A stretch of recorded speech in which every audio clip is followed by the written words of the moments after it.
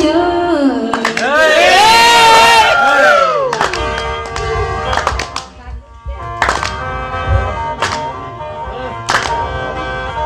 ไอ้บ้าเนียนมาไอ้บ้าเนียน